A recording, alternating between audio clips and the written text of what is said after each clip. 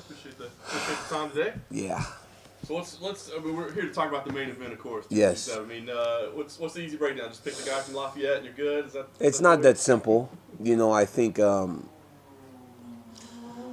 What's crazy about this whole thing is that you get here last weekend and you look forward to the ABC show, and that's kind of all you're focused on. And obviously, you think about Conor McGregor fighting again, but there's an obligation to Max Holloway and Calvin Kattar and all the other fighters, right? And then beginning of the week, I was gonna work the desk on Wednesday, but then Monday they were like, "Hey, you think you can call the fights?" I'm like, "Yeah, sure. I'll start preparing and try to do it justice." So then you kind of have to not spend as much time thinking about what's happening on Saturday because you got to get through Michael Chiesa and Neil Magny and pay them the proper respect. And so now as I literally, I'm just waking up. I called the fights yesterday. I woke up yesterday morning because, again, I'm trying to adjust the sleep schedule. And then I was up all the way until 9 o'clock this morning because Ariel and I did a national radio show on ESPN Radio. And so I was up for 26 straight hours. Got like 5 hours now. So now I can turn and look at what's happening this week. And obviously it's the one that we all showed up here for, when you really are true to yourself. I think this is a story or a fight that has just a lot of different questions. I don't know if we've seen Conor as motivated or as focused as he has seemed for a very long time. And Dustin Poirier, you wonder if the experiences he's had since that first fight have prepared him for taking that challenge on again. So it's a very difficult fight to call because there are so many unknowns. Because for as good as we know Dustin Poirier has gotten, has he closed the gap? Now, there's some mental things that Dustin can rely on to allow him to feel more propped up. He got knocked out. He didn't get beat over an extended period of time. It was a very close fight. You can call back on that. Like, hey, I got caught with a shot.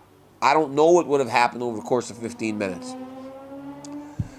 You get caught with a shot again like that, then you know that guy just knows how to find that spot on you. So, I don't know. I really don't know. Well, that's what's interesting, right? Because you brought up the mental aspect of it. That seems to be such a big discussion point for everybody going in, is the mental side of it. Big. At this level of the sport, I mean, how much that does play? I mean, we're talking about two of the greatest athletes in the world, right? Yeah. Two of the greatest fighters on the planet. How much of that mental side of it really does factor in? It's insane. It's insane. I think, thinking back to your fight career and the positions that I was in as a guy that fought a guy twice after winning, and then fighting the guy twice or a third time after losing. When you lose to a guy, especially a guy that you had, even though now it may seem a little bit less nasty, it was nasty initially, and you had that with him, you're never more motivated than the time you get a chance to fight him again. So if that stays the way it has been, especially in my case, Dustin Poirier will feel and be more prepared than he ever could have imagined come Saturday night.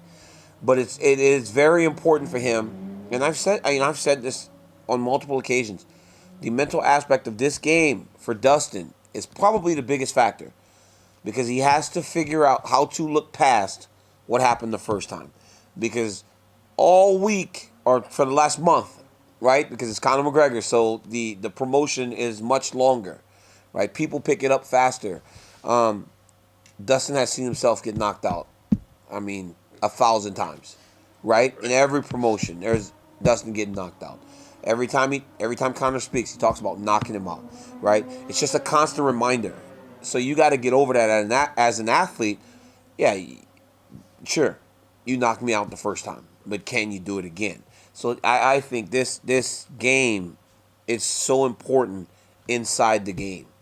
Before we get to the fight, how does Dustin prepare himself up top to approach Saturday? It's fascinating.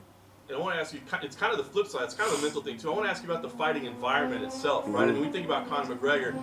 spotlights on, crowds, thousands. He seems to respond to that, right? Yeah. And you seem like the perfect guy to ask because you fought in those arenas, but you've also fought in the Apex, right? And I know there's some fans there, but for a guy that seems to like shine in the spotlight, is there a chance that Conor might not be as sharp or as ready or as he normally is when he's under the spotlights and thousands? You know what's crazy is that we've had on multiple occasions now that we've started to fight in front of no fans, you have seen differences in performances.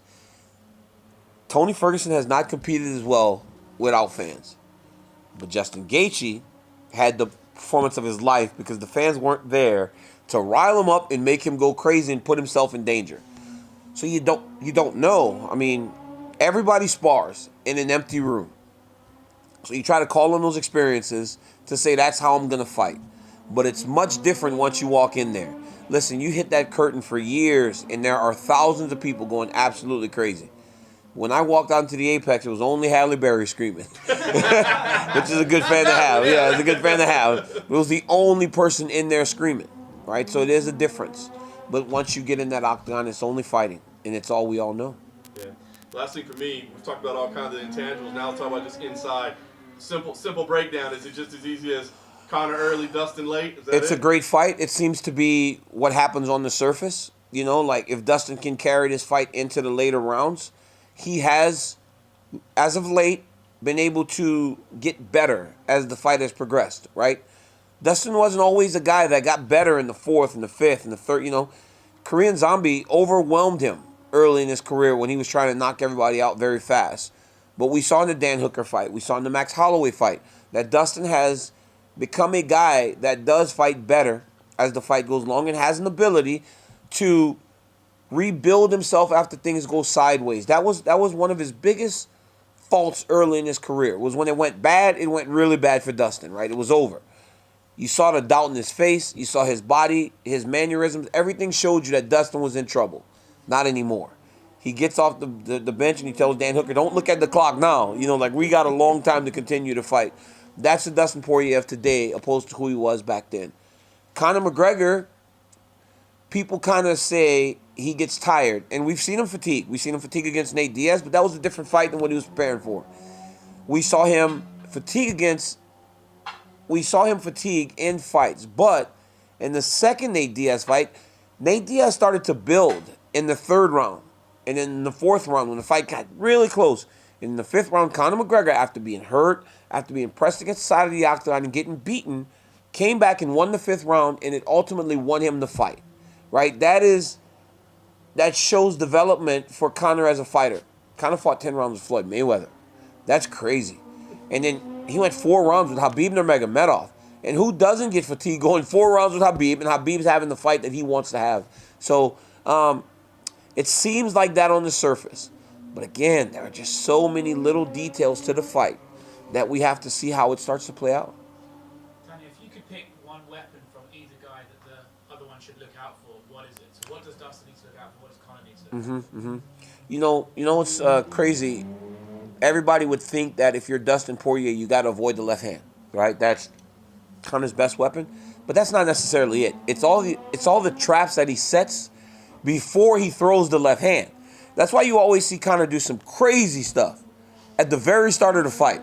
It's always a spinning heel kick, a spinning back kick. It's always something to put you unaware. So I think if I'm Dustin Poirier, it's the unexpected that I'm really on a high alert for early in the fight. A jumping knee, a spinning heel kick, a spinning back kick. Something that's going to hit you and wheel you into the range of the left hand.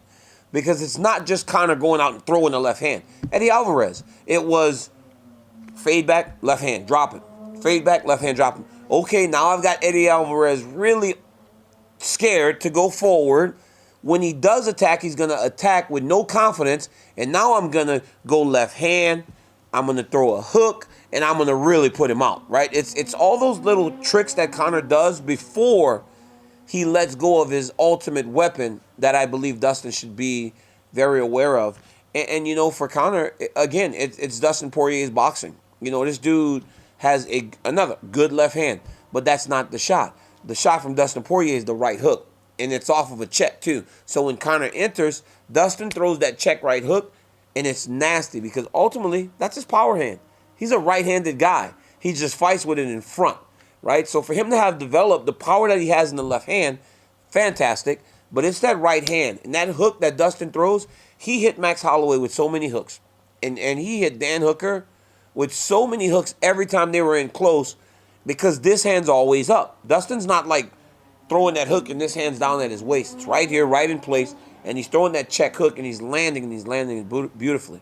You mentioned the mentality that Dustin needs to have to, put that first knockout in his mind. Is there something to be said that the first punch that kind of lands could be the most defining one of the fight? Because if he hits Dustin with power, Dustin might go right back and think, oh, I remember this, and sort of fail. Do you think a lot is made on that first contact? I talked to Dustin in Vegas, and he's very aware.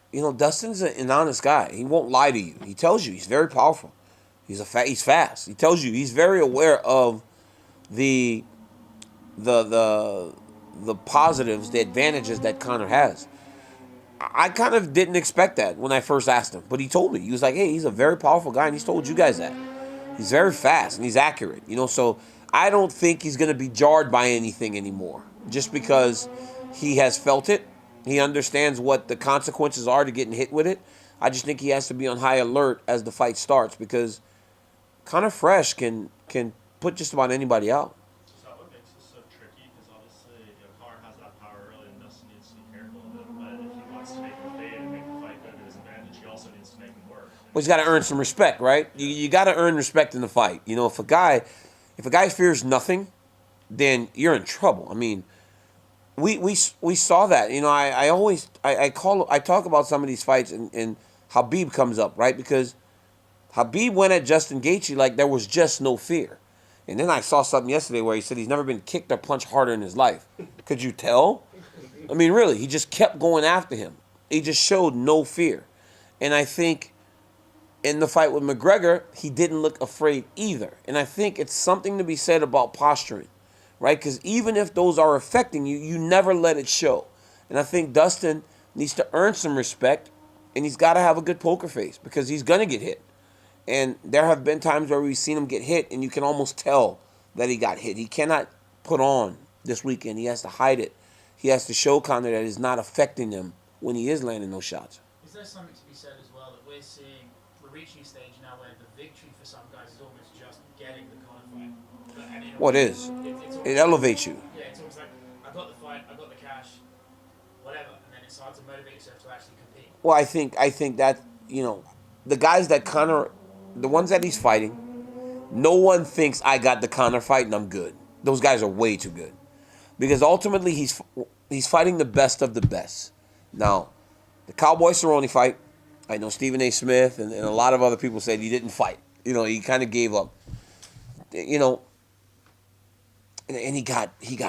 he got railed, Stephen A. It was bad, but the reality is, like, Donald Cerrone of the old would never have lost to Conor McGregor in 42 seconds. There was a time when Donald Cerrone said he was too small to fight lightweight.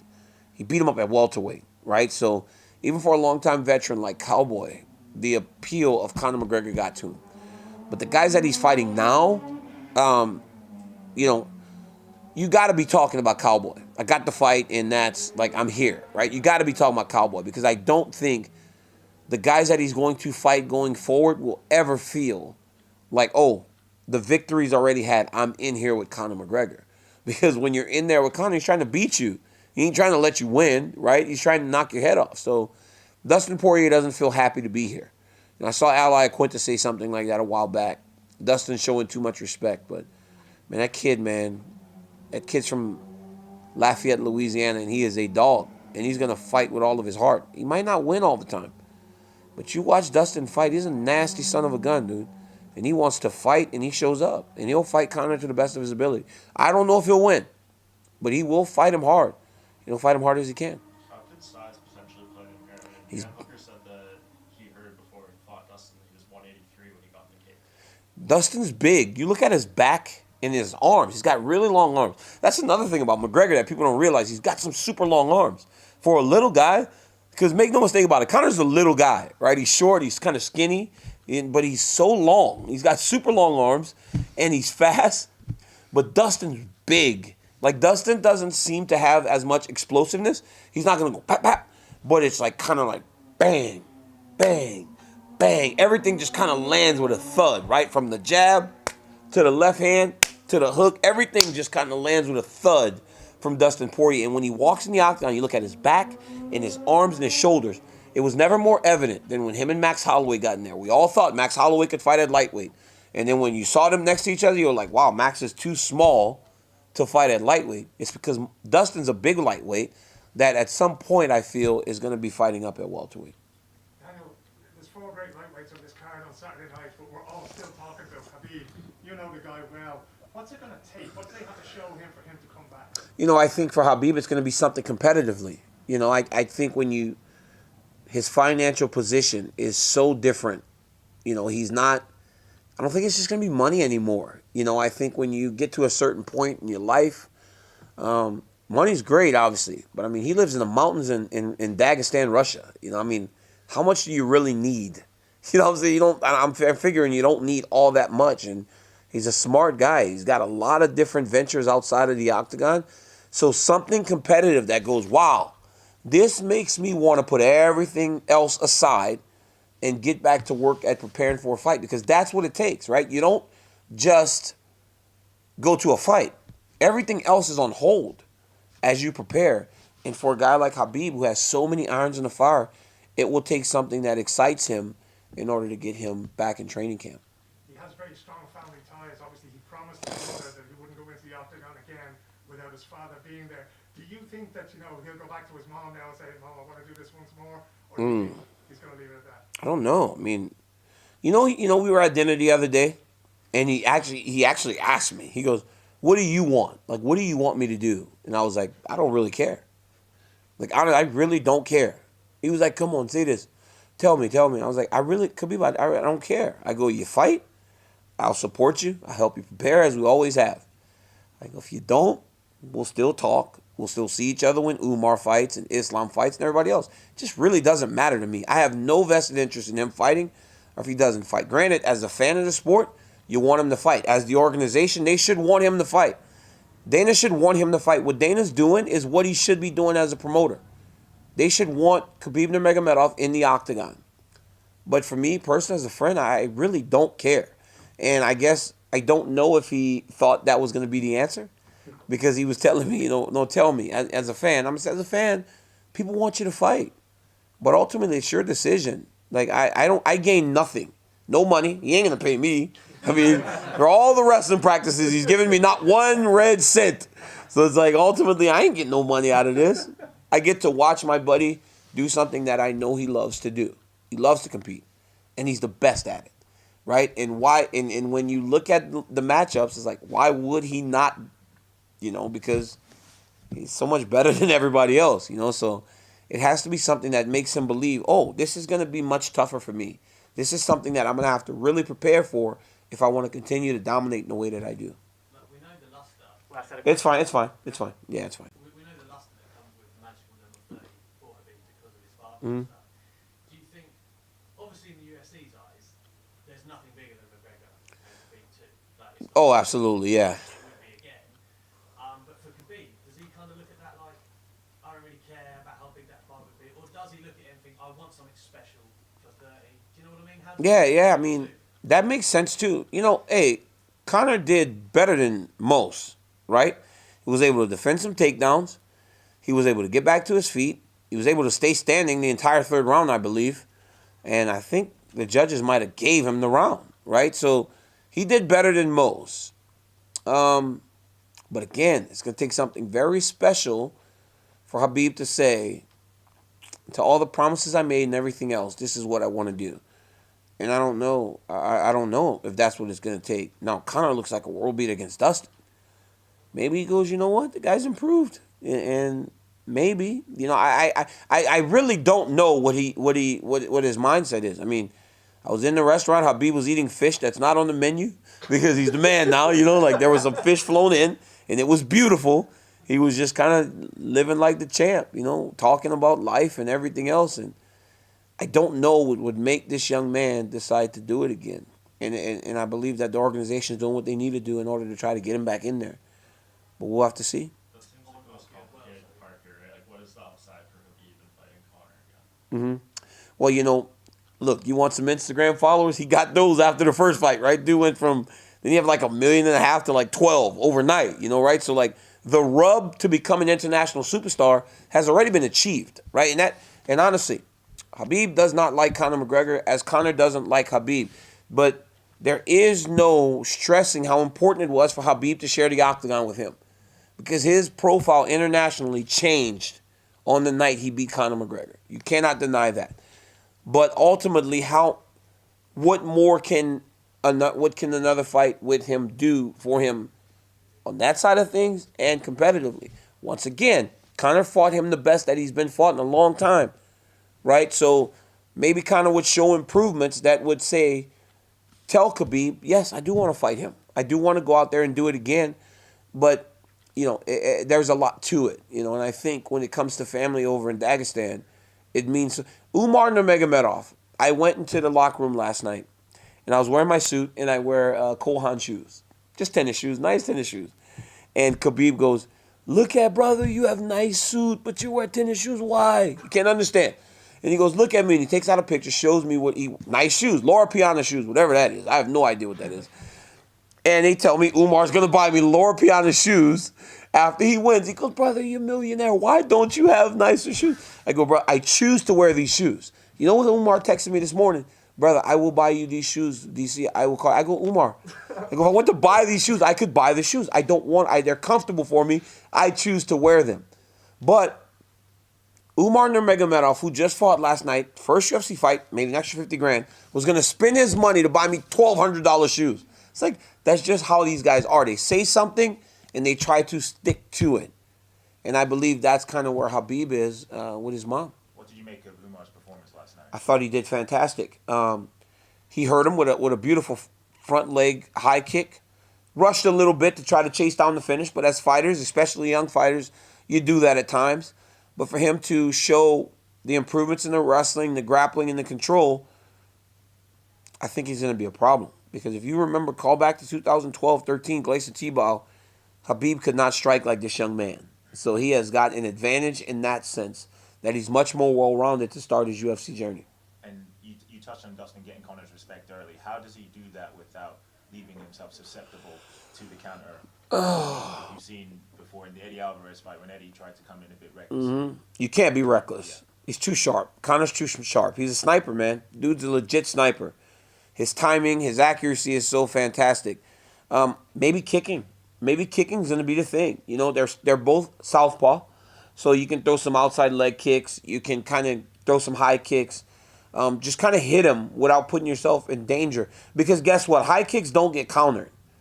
Low kicks do, body kicks do, but high kicks, they can't counter that. You got to get your hands up and just defend. And I think Dustin has to give Conor things that he can only defend in order to gain some respect. And other than the main event, what fight are you most looking forward to on the card? I mean, come on, man. Chandler and Dan Hooker. Like, how does Chandler do? I mean, Michael Chandler's a savage. But Dan Hooker, man, we spoke to him on Monday, I believe, because I don't even know what day it is today, honestly. Dan Hooker is so comfortable. He was more open in the fighter meeting than I've ever seen him. I was there when he fought in Australia. He was very shut off. He was like he wasn't very open to talking about what he was going to do, because when you're in that fighter meeting, it's Monday. You fight Saturday. You never know where that information goes. You got to trust that the analysts or those 5 people in the room will keep that to themselves, which we do. He was much more open to believing that fact this week and as he's gone longer in his career than he was initially. And for Michael Chandler, this is a big spot for him. I always I kind of relate this to, I'm a WWE guy, right? Like, I love wrestling. I relate it to when the big signing from WCW, Ric Flair, was brought into the WWF and at the time, and instead of making him beat Hulk Hogan or the Ultimate Warrior, you throw him in the Royal Rumble, right? Michael Chandler was the backup fighter for the championship. Didn't get to fight in there. So guess what? You don't get to fight Conor McGregor, but we'll throw you on the card with him. And if you look good, he looks good, there's a chance you guys will come together, right? So there's ways to get guys in the place that you want them to get without having them in that spot right away. This is a big spot for Michael Chandler. He can be Ric Flair. And who doesn't want to be Ric Flair? I mean, I don't know. Ric Flair's like 70, and he's lived the most interesting life on the planet. So. They never made Flair and Hogan, though. They never did, but Flair sure won that Royal Rumble, and what did he walk away with? This is the greatest moment of my life, with a tear in my eye. You remember that? Yeah. With a tear in my eye. This is the greatest moment of my life. When he was standing back there, Mr. Perfect, Bobby Heenan, WWF title. Still had the WCW title. Do you remember? He left the organization with the big belt. That was some gangster stuff right there. Last question, guys. Mm-hmm. So I wanted to ask you about that. You've said before it's a timing thing, man. That commentating for WWE, maybe what's the deal with that at the moment? I don't know, man. I'm loving what I'm doing so much right now. Like, I love calling fights. I love working for the UFC. This is where I want to be, and this is what I enjoy. But I've talked to the guys at WWE, and we'll see what happens. I mean, those guys are all great. The product is fantastic. It's just a fun time to be in television because I get to do what I love, and I get to watch some fantastic fights, and if I got to call wrestling matches, I would get to call some fun wrestling matches. I get to do what I love, man. I'm a lucky, lucky human being. Not many people are set up in the way that I am after the fight career is done. I don't know if I'll never make as many zeros in one time as I did before. But, and again, that's another thing. Thank you to Conor McGregor, because the pay everything changed when he essentially changed the game on all fronts.